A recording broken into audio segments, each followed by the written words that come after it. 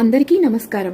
ఈ వీడియోలో నేను అట్ల తద్ది నోము ఎలా చేసుకోవాలి, విధి విధానాలేంటి, ఉద్యాపన ఎలా చేసుకోవాలి అన్న విషయాలన్నిటినీ వివరిస్తానండి. మొదటిసారి ఛానల్ ని చూసేవాళ్ళు మా ఛానల్ ని సబ్స్క్రైబ్ చేసి పక్కనే ఉన్న బెల్ ఐకాన్ ని ప్రెస్ చేయండి. దీనివల్ల మీకు రానున్న ఆధ్యాత్మిక వీడియోస్ అన్ని కూడా నోటిఫికేషన్ ద్వారా మీకు అందుతాయి. అలాగే మీరు ఎటువంటి వీడియోని మిస్ కాకుండా చూడగలరు. మా వీడియోస్ మీకు నచ్చినట్లయితే లైక్ చేయండి, షేర్ చేయండి. అట్ల తద్ది, అట్ల తదియ, ఇది ఆశ్వయుజ బహుళ తదియ నాడు చేస్తాము. ఇది పెళ్లైన స్త్రీలు, కన్యలు ఇద్దరు కూడా చేసుకునే నోము. పెళ్లైన స్త్రీలు సౌభాగ్యం కోసం, మంచి సంతానం కలగటం కోసం చేస్తారు. అదే కన్ని పిల్లలు భర్త మంచివాడు రావాలని, అందమైన వాడు రావాలని కోరుకుంటూ చేస్తారు. ఈ వ్రతం చేయడం వల్ల కుటుంబంలో సుఖశాంతులు వర్ధిల్లుతాయని శాస్త్రవచనం. గౌరీదేవి శివుణ్ణి భర్తగా పొందాలనే కృత నిశ్చయంతో ఉండగా త్రిలోక సంచారి అయిన నారదుడు ఆ తల్లి కోరిక ఫలించాలని ఆమెకు ఈ అట్లతద్ది వ్రతము చేయమని సూచించారు.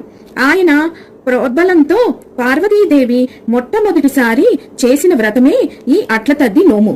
అంటే అమ్మవారే స్వయంగా నోచిన నోము. ఈ నోము మనము గౌరీదేవికి చేస్తాము.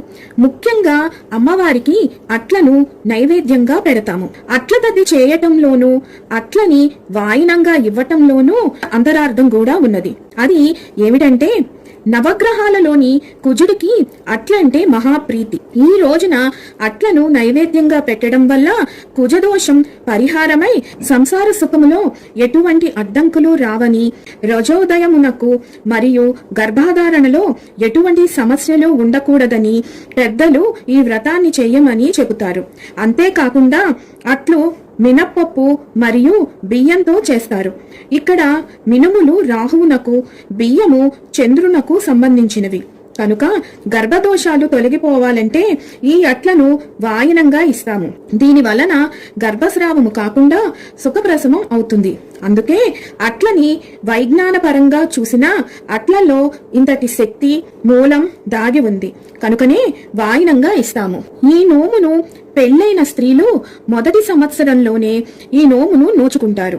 ఒకవేళ కుదరని పక్షంలో వాళ్ళు బేస సంఖ్య అంటే 1వ సంవత్సరం కానీ, 3వ సంవత్సరం కానీ, 5వ సంవత్సరం ఇలాగా బేస సంఖ్యల్లో మాత్రమే నోచుకోవాలి. అట్ల తద్ది ముందు రోజును విధియ అంటాం. ఈ రోజునే భోగి అని కూడా పిలుస్తారు. ముందు రోజున మనం ముఖ్యంగా చేయాల్సినవి అట్ల పిండిని రుబ్బి పెట్టుకోవాలి. ఇక ఆ తరువాత గోరింటాకు రుబ్బుకొని చేతులకి కాళ్ళకి చక్కగా పెట్టుకోవాలి. తరువాత 11 మంది ముత్తైదువులకు అభ్యంగ స్నానానికి కావలసిన సామాగ్రి అంటే నూనె, సున్నిపిండి, పసుపు, కుంకుమ, కుంకుడుకాయలు ఇవన్నీ వారికి ఇచ్చి బొట్టు పెట్టి, నేను అట్ల తద్ది నోము నోచుకుంటున్నాను కాబట్టి మీరు ఆ రోజున మా ఇంటికి వచ్చి వాయినం తీసుకోవాలి అని అభ్యర్థించాలి. వీటితో పాటు వారికి గోరింటాకును కూడా రుబ్బి ఇచ్చి చేతులకి పెట్టుకోమని చెప్పాలి. ఇక్కడ ముఖ్యంగా గుర్తుంచుకోవాల్సిన విషయం ఏమిటంటే, ఈ 11 మంది కూడా వాయనం తీసుకునేంత వరకు అట్ల తద్ది రోజున ఉపవాసం ఉండాలి. ఇప్పుడు పూజా సామాగ్రి: పసుపు, కుంకుమ, అక్షింతలు, పళ్ళు, పూలు, తమలపాకులు, ఒత్తులు, ప్రమిదలు, ఆవు నెయ్యి, అగ్గిపెట్టి, అగరబత్తి, ముద్దకర్పూరం, ఉద్ధరిణి, పంచపాత్ర, గంట, యజ్ఞోపవీతాలు, పసుపు గణపతి, గౌరీదేవి ప్రతిమ లేక ఫోటో, లేదు అంటే పసుపు గౌరీదేవిని సిద్ధం చేసుకోవాలి. ఇప్పుడు ఉద్యాపనకు కావలసిన వస్తువులను చూద్దాం. 11 మంది ముత్తైదువులు మరియు 1 గౌరీదేవి. నైవేద్యానికి అంటే మొత్తం కలిపి 12 మందికి ఒక్కొక్కళ్ళకి 11 చొప్పున అట్లను సిద్ధం చేసుకోవాలి. అంటే మొత్తం 132 అట్లని మనం సిద్ధం చేసుకోవాలి. ఇక్కడ ముఖ్య విషయం ఏమిటంటే, అట్ల పిండిని మనము ముందు రోజే రుబ్బి పెట్టుకుంటాము. ఎందుకంటే పులిసిన పిండితో అట్లు వేసినప్పుడు వాటిపైన చాలా రంధ్రాలుగా ఏర్పడతాయి. ఎన్ని రంధ్రాలు అట్టు మీద ఉంటాయో అంత కాలము మనము సౌభాగ్యంతో వర్ధిల్లుతామని చెప్పి దీని అర్థం. అందుకే పులిసిన పిండితో మాత్రమే మనము అట్లు వేస్తాం. ఆ తరువాత తోరాలను సిద్ధం చేసుకోవాలి. 11 తోరాలు 11 మంది ముత్తైదువులకు, ఒక తోరం గౌరీదేవికి, ఇంకొక తోరం పూజ చేసుకునే స్త్రీకి సిద్ధం చేసుకోవాలి. అంటే మొత్తం కలిపి 13 తోరాలని సిద్ధం చెయ్యాలి. ప్రతి తోరానికి కూడా 11 పోగులు వెయ్యాలి. అలాగే 11 ముళ్ళు వెయ్యాలి. ఇలా రకరకాల పూలతోనూ పత్రితోనూ ముళ్ళు వేసుకొని మొత్తం తోరాలను సిద్ధం చేసుకోవాలి. తర్వాత కావలసినవి నల్ల పూసలు, లక్కజోళ్లు, పండు తాంబూలం, ఇవి 12 సిద్ధం చేసుకోవాలండి. అలాగే రూపాయి కాసులు, బెల్లం ముక్క, రవికల గుడ్డలు, లేదు అంటే చీర, ఇది మీ స్థితిని బట్టి చూసుకోండి.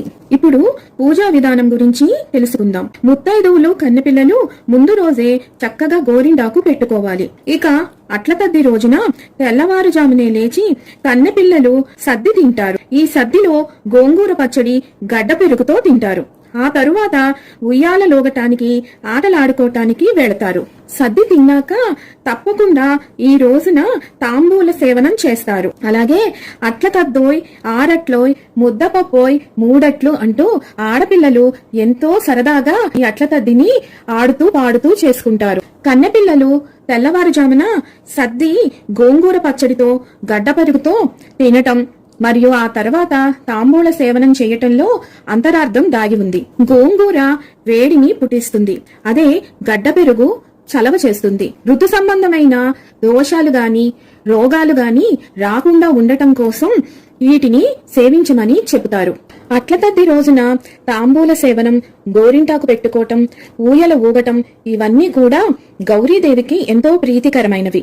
ఆవిడ చలవ వల్ల కన్నెపిల్లలకు మంచి భర్త లభిస్తాడు అని ప్రతీతి. ఇక పెళ్లైన స్త్రీలు పొద్దున్నే లెగిసి స్నానం చేసి ఇంటిని శుభ్రపరిచి ముగ్గులతో, తోరణాలతో అలంకరించుకోవాలి. తూర్పు దిక్కున పీట వేసి పసుపు రాసి అశ్వదళ పద్మాలతో ముగ్గు వేయాలి. పసుపు గణపతిని సిద్ధం చేసుకుని పసుపు గౌరీదేవిని లేదంటే అమ్మవారి ఫోటో గాని ప్రతిమ గాని పెట్టుకొని పూజకి సిద్ధపడాలి. ఇప్పుడు దీపారాధన చేసుకొని గోత్ర నామాలతో సంకల్పం చెప్పుకోవాలి. తరువాత పసుపు గణపతికి, గౌరీదేవికి షోడశోపచార పూజ, అష్టోత్తర శతనామావళి పూజ చెయ్యాలి. ధూప దీప నైవేద్యాలతో, పుష్పాలతో వారిని పూజించాలి. తరువాత ఒక తడిపిన చీర గాని దుప్పటి గాని పరిచి దానిపైన 11 అట్లు చప్పున 11 వాయినాలను పెట్టాలి. 12వది అమ్మవారికి నైవేద్యంగా ఆవిడ పీట మీద పెట్టాలి. వీటితో కలపకూడదు. ప్రతి వాయినం మీద బెల్లం ముక్క, నెయ్యి చుక్క వేయాలి. దీనితో పాటు తోరం కూడా ఉంచాలి. అన్నిటినీ గౌరీదేవికి నైవేద్యంగా పెట్టాలి. ఇప్పుడు అక్షింతలు చేతిలో పట్టుకొని కథ వినాలి. ఇప్పుడు కథ చెప్తాను వినండి. అట్ల తద్ది నోము కథ. ఒక రాచ చిన్నది తోటి చెలికత్తెలతో కలిసి అట్ల తద్ది నోమును నోచుటకు ఉపవాసం ఉండెను. 3 జాములు దాటువసరికి రాజబిడ్డ సుకుమారి యగుటచే శోష వచ్చి పడిపోయెను. అందట ఆమె అన్నలు వచ్చి ఆమె ఎట్లు పడిపోవుటకు కారణము తల్లి వలన గ్రహించి వారు తమ చెల్లెలు చంద్రుడు వచ్చు వరకు ఉండలేదని అనుకుని ఒక చింత చెట్టు కొమ్మకు అద్దము కట్టి దానికి ఎదుట అరికుపకు అగ్గిని పెట్టి చెల్లెలిని లేపి అదిగో చంద్రుడు వచ్చెను, భోజనము చేయు మనిరి. అద్దములో నిపుణుని చూచి చంద్రుడే వచ్చాడనుకుని ఆమె భోజనము చేసెను. కొంతకాలమునకు ఆమెకు యుక్త వయస్సు రాగా ఆమె అన్నలు పెండ్లి సంబంధములు చూచుచుండిరి.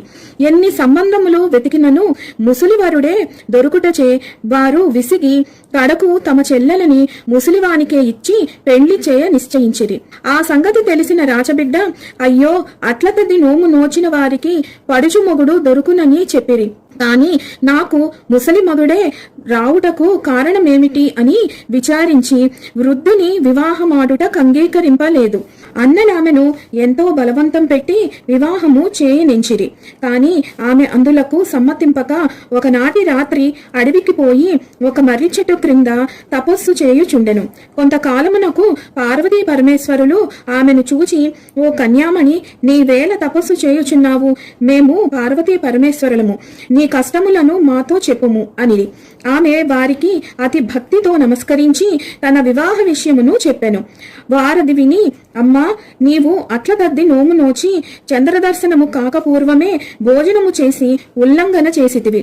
అందుచేతనే నీకు ముసలి మగని సంబంధము వచ్చుచున్నది. కావున ఇంటికి పోయి మరలా నోము నోచుకొని దీపాల వేళ వరకు ఉపవాసం ఉండి పిమ్మట భోజనము చేయుము అని చెప్పెను. ఆ దృశ్యము మరియు అంతనామే తన ఇంటికి వెళ్లి జరిగిన విషయమును తల్లిదండ్రులకు చెప్పి యథావిధిగా నోము నోచుకెనను. తరువాత ఆమెకు చక్కని పడుచు మగనితో పెండ్లి జరిగెను. ఇది అట్ల తద్ది నోము కథ. ఇప్పుడు చేతిలో పట్టుకున్న అక్షింతలను కొన్ని అమ్మవారి మీద వేసి కొన్ని మీ శిరస్సున మరియు వచ్చిన ముత్తైదువులకు శిరస్సు మీద వేసుకోమని చెప్పండి. ఇప్పుడు ప్రతి ఒక్క ముత్తైదువుకి కూడా కాళ్లకు పసుపు రాసి బొట్టు పెట్టి గంధం ఇచ్చి వాయనం ఇవ్వాలి. వాయనంలో 11 వట్లు, నల్లపూసలు, లక్కజోళ్లు, పండు తాంబూలం, కాసు, రవికల గుడ్డ, పువ్వు ఉంచి ఇవ్వాలి. ఇచ్చేవారు పుచ్చుకునేవారు తమ తమ చీర కొంగులు పెట్టి వాయనం తీసుకోవాలి. అలాగే ఇవ్వాలి. వాయనం ఇచ్చేవారు ఇసినమ్మ వాయనం అని చెప్పాలి. అలాగే వాయనం తీసుకునేవారు పుచ్చుకుంటినమ్మ వాయనం అని ఇలాగా 3 సార్లు ఉచ్చరించాలి. ఆ తరువాత ఇచ్చేవారు నా పాలి వాయనం పుచ్చుకున్నది ఎవరు అని అడగాలి. అప్పుడు వాయనం తీసుకునేవాళ్లు ముమ్మాటికి నేనే గౌరీదేవిని అని చెప్పాలి. ఇది కూడా 3 సార్లు ఇద్దరూ కలిపి చెప్పాలి. ఇచ్చిన తరువాత ఆ ముత్తైదు చేతికి అక్షింతలు ఇచ్చి ఆశీర్వచనం పొందాలి. ముఖ్యంగా ఇక్కడ ఒక విషయం గుర్తుంచుకోవాలి. ఇచ్చిన వాయినాలను ఎట్టి పరిస్థితుల్లోనూ ముట్టుకోరాదు. తీసుకున్న వాళ్ళు వాళ్ళ కుటుంబీకులు మాత్రమే తినాలి. ఈ రకంగా మిగిలిన ముత్తైదువులు కూడా ఇవ్వాలి. గౌరీదేవికి నైవేద్యం పెట్టిన 11 అట్లు మాత్రమే పూజ చేసుకున్న వాళ్ళు స్వీకరించాలి.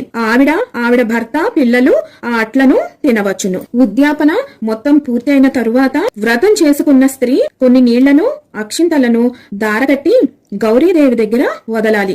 ఆ తల్లితో నా యథాశక్తి కొలది ఈ నోము నోచుకున్నాను, ఉద్యాపన చేసుకున్నాను, దీవించు తల్లి అని, తప్పులు ఉంటే క్షమించు అని ప్రార్థించాలి. ఆ తరువాతనే భోజనం చెయ్యాలి. దీనితో అట్ల తద్ది నోము సమాప్తమైందండి.